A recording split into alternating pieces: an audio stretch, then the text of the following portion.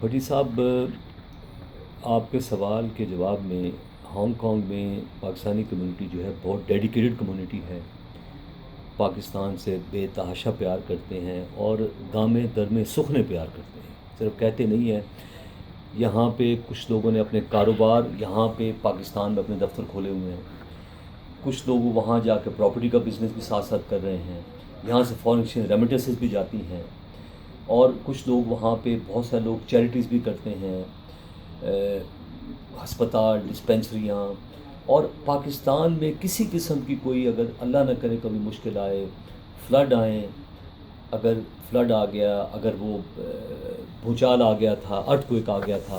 تو ہر اس وقت میں یہاں پہ پاکستان نے کھڑے ہو کے شانہ بشانہ کھڑے ہو کے مالی مدد بھی کی، یہاں سے لوگ ٹریول بھی کیے،